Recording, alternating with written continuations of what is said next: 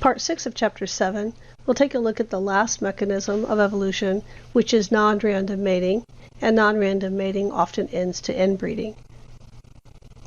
When we have inbreeding will alter the genotype frequencies in our population. So if we take a look at this example here, they're looking at a severe case of inbreeding, which is a population where there is selfing. So this is a hermaphroditic population and individuals can fertilize themselves. So if you're A1, you always mate with A1, and the same thing for A2. So each one of these individuals here is actually mating with itself. So instead of having random mating, we clearly have non-random mating here. It's clear that these homozygotes that mate with themselves will only produce homozygotes, and then that's true for the A1. It's also true for our A2 over here. What happens when A1 goes through selfing? It produces some A1 but then it also produces some A1 and it produces some A2. Think of a Punnett square where you would look at a heterozygote mating with a heterozygote. Remember, 50% of those individuals are going to be heterozygote.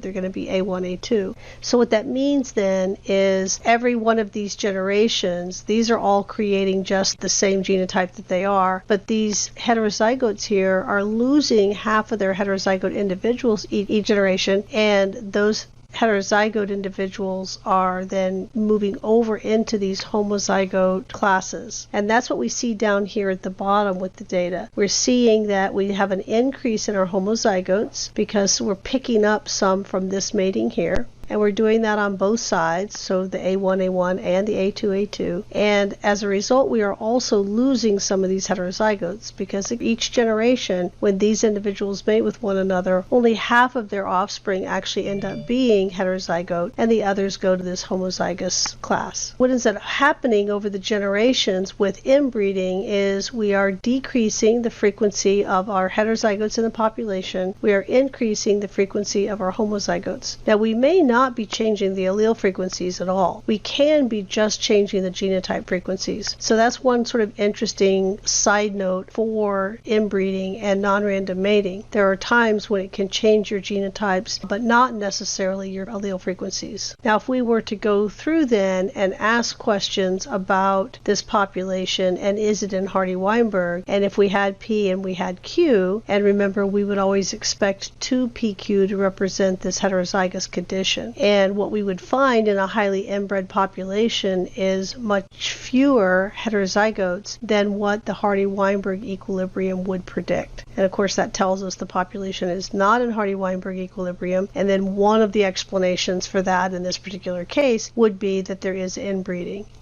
This figure just shows the general model that you would use. Before we were looking at actual frequencies, now they're just using the P and the 2PQ and the Q. What we're seeing is every generation we are losing half of these heterozygotes, and that's what we see here. So if we started off in Hardy-Weinberg with the 2PQ, every generation we're going to lose half of those heterozygotes. And where we're going to put them, we're going to put half of those that we lost over into this category, the A1, and we're going to put half of the ones we lost over into this category, the A1. So we're increasing our homozygotes, decreasing our heterozygotes every generation.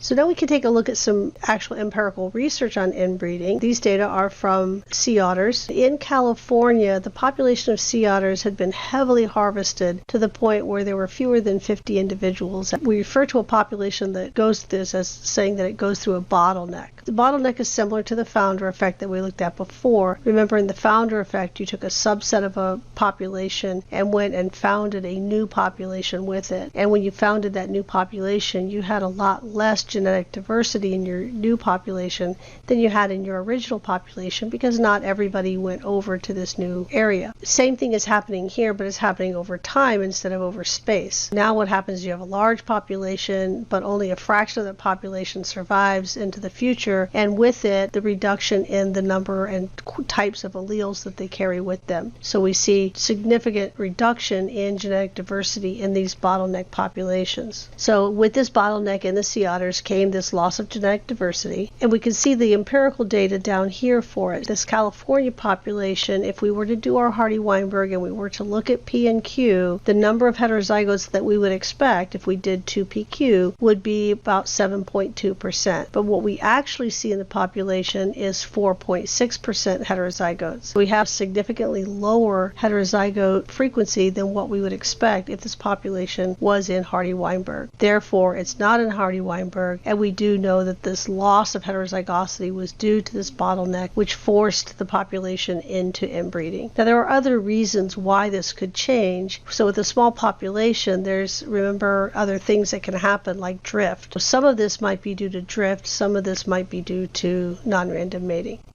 This figure is just here to show us how you might calculate something called the coefficient of inbreeding. The coefficient of inbreeding is often used in pedigree analysis, like when you're breeding cows and dogs and horses. So you're trying to limit the amount of inbreeding in your lineage. They just go through and calculate the coefficient of inbreeding here, which is essentially looking at the probability that this individual will get two of the same alleles. And obviously if it gets two of the same alleles, and if that allele is harmed and recessive, then you're liable to get disease from that. So coefficient of incidence is looking at the overlap in where the genes came from, and if they came from a common ancestor. That level of the COI is telling us how genetically similar those individuals are. So if you were to mate two full siblings with one another, your COI is 25%. So they on average will share 25% of their genes in common with their siblings. And so that would end up being much higher than what we would want. And keep in mind, when they're looking at the COI, they're looking at it as the offspring of those. So we know that you are 50% related to your siblings. But what you're looking at here with this 25% is you're not looking at how related are the siblings, you're looking at how related is the offspring that they would produce. They're 50% related, and then they each give 50% of their genes to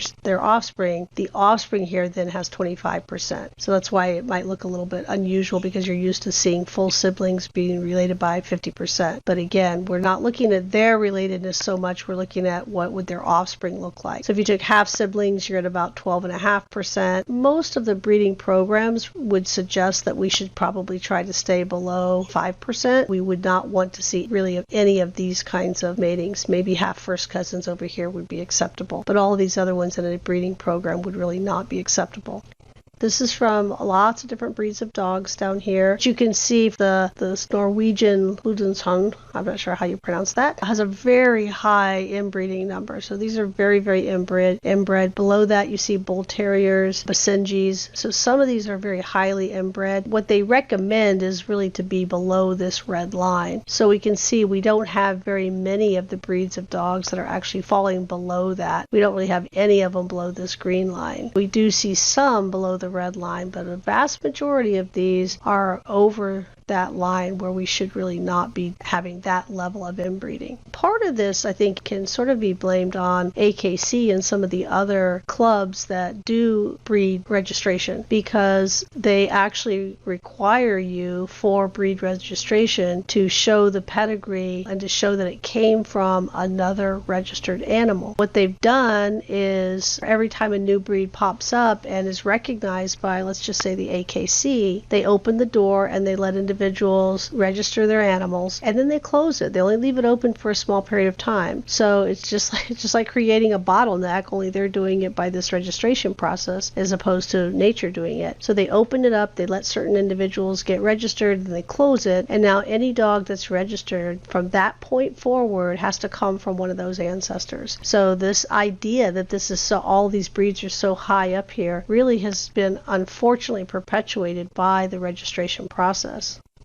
The data here are showing, the graph on the left here is showing just how much inbreeding has increased. They use 12 different dog breeds here in Sweden, and they look at how much this inbreeding coefficient has increased from 1980 to 2012. We can see that it has gone up quite a bit. So our breeding practices are increasing this inbreeding coefficient. F and COI are similar to one another. They're measuring the same type of thing, which is the amount of genetic overlap between individuals. And over here on the left figure, we see the proportion of the founding alleles. Remember, part of the problem you have when you go through a bottleneck is not only do you reduce heterozygosity, but you get rid of some of those rare alleles. So if we had, let's say, 20 different alleles in our population for coat color, but then we go through a bottleneck that only, say, 10 individuals get through, we know that we've just lost some of those alleles. We don't have the quantity of alleles that we had before, and that's what this is showing. This is that loss of the alleles in these smaller founding populations. As time goes on, we're losing some of these rare alleles, and we are increasing our level of inbreeding. The data here show us the negative effect of inbreeding. And so what we're looking at in this graph on the left, we've got two different things, but both of these are looking at survival probability. The one on the top is looking at the effect of inbreeding on survival probability. So they essentially went through and said, let's look at the average inbreeding, and then let's look at all the animals that have higher than that as far as their inbreeding coefficient, and then let's look at individuals that are below that median value. So the red here is below the median value, so we're looking at that survivorship curve, and probably one of the easiest things is to look at where it more bottoms out over here. So it looks like these individuals that have a lower inbreeding coefficient tend to survive a little bit longer than individuals with a higher inbreeding coefficient. They tend to have a little bit higher survivorship, and we're seeing the same thing down here, but down here, instead of the inbreeding coefficient, they're looking at the effective population size, which is typically correlated with that. So if you have a breeding program of, say, 10 individuals and you're using them to create your population, your median effective population size might be 10. Well, if we keep interbreeding those, there's going to be some inbreeding going on in there. And so as we decrease effective population size, we're going to increase the amount of inbreeding. Here, if we have a higher population size to pick from, we're going to see a slightly higher survivorship than if we have a lower population size to pick from. And then this graph on the right shows us how inbreeding might affect different health conditions. This is looking at a comparison of purebred dogs to mixed breed dogs. If the mixed breed and purebred dogs were the same for all these different diseases that you have down here, then we would be at 0. If the purebred dogs are more likely to get it than the mixed breed dogs, then we have these values that are up here in the positive. If the purebred dogs were less likely to get it, the values would be down here in the negative. And the asterisks are telling us which ones are significant. The one area where the mixed breed dogs don't do as well as the purebred is over here getting hit by a car. Otherwise, these other more genetic factors that we would see, epilepsy, cataracts, cardiac diseases, hip dysplasia, are actually more common in your purebred dogs than they are in your mixed breed dogs. Not all of these are significant, but the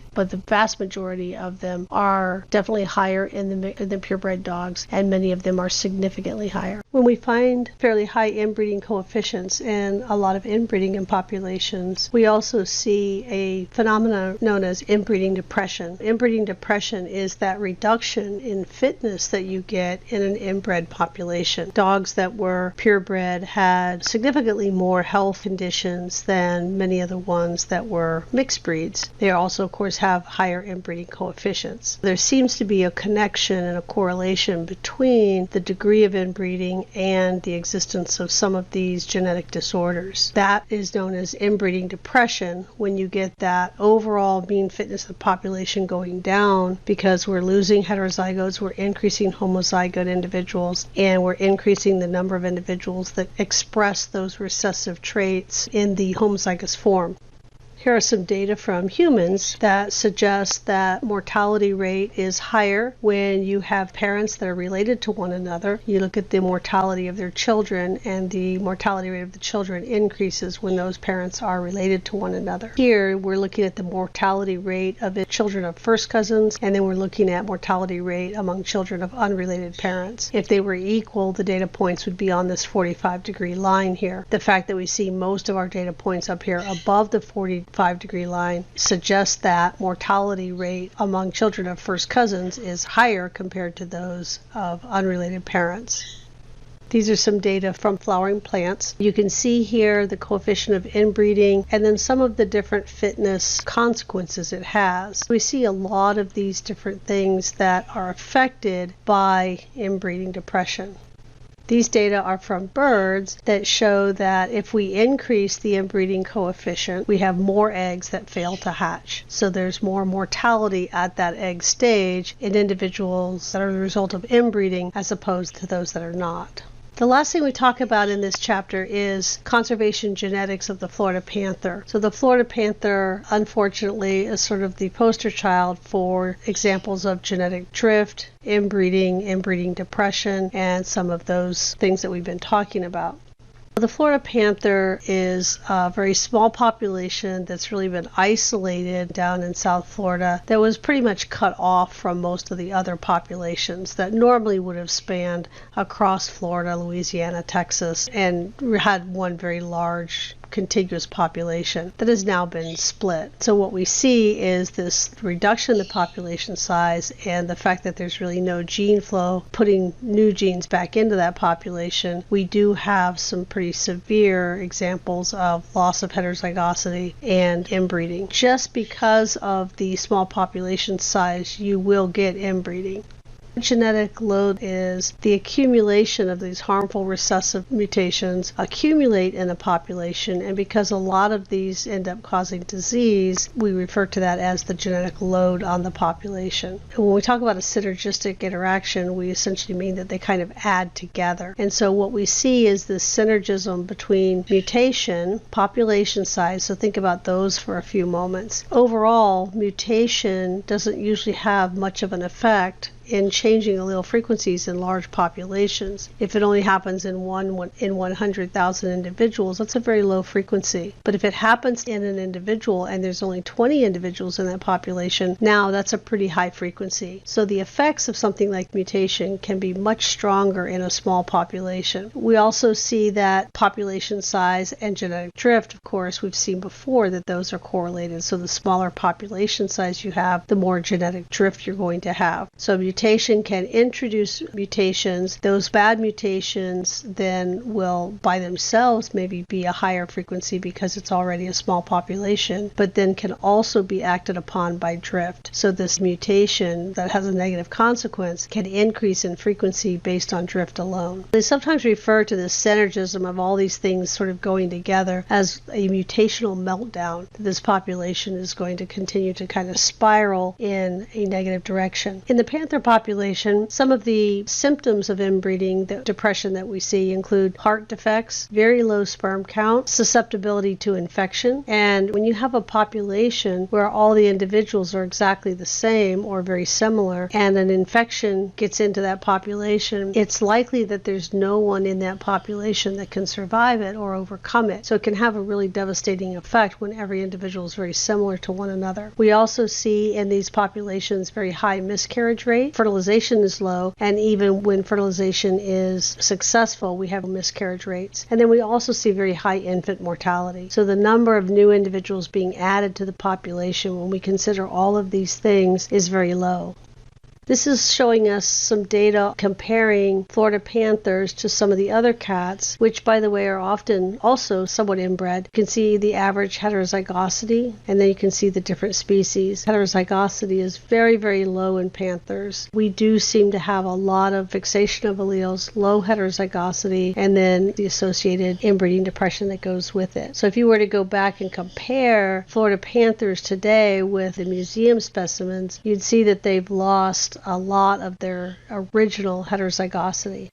One of the things that they look at is how to recover populations like this. They use this concept of an extinction vortex. And an extinction vortex is essentially taking some of those things we saw before with the mutational meltdown and looking at the fact that because of the genetic structure of the population, because of the demographic structure of the population, as the population size gets smaller, it is liable to enter into this sort of vortex. And there's really not a whole lot we can do to fix that. And so what they will often do is to try to determine when that's occurring so that we can hope to keep that population from moving down that vortex. One of the ideas they came up with was to bring in new genes, because we could bring that population back up. If we went down to say 20 individuals and then we really had concerted effort to breed more cats and get the population size back up, the fundamental problem would still be that we've lost our genetic diversity. So we might have 100 endangered cats, but they all might essentially be almost clones of one another, and that is not going to be a viable population. So what they decided that they needed to do was to bring in new genes from the populations that the panther had been cut off from anyway. So it's not like we're bringing in totally new genes of a population that was never related to the panthers. They were at one time the same population. They decided to bring in panthers and mate them to the Florida panthers, so bring some from Louisiana and Texas and other areas and mate them with the Florida panthers, and then see what would happen overall to the heterozygosity and the population size, etc. Here on the left-hand side, we could see a drastic decrease in heterozygosity, and then as a result of some of these efforts to mix these populations, we start seeing that heterozygosity go back up again. So we are seeing improvements in heterozygosity, and then over here on the right, we're also seeing improvements in their survivorship. This is looking at survival as a function of heterozygosity. Individuals that are more heterozygous also have higher survival rates. And the different data points here we are looking at, the red ones are pure Florida panthers, so before we mix them together. The blue dots here are just looking at other admixed panthers sort of as a comparison. But then the green data points, what they looked at there is they took the Florida panther population and crossed it to one of these other panther populations to first get that generation of offspring that was the result of those two. So we crossed a Florida panther with a non-Florida panther, and that's what we have up here as our F1. And look at how much the heterozygosity went up, and then also look at how much the survivorship went up compared to our Florida panthers. So we do see if we outcross them to other members of the panther species, but members of different populations that have different alleles in them that ours don't have anymore, we can really increase that heterozygosity and survivorship.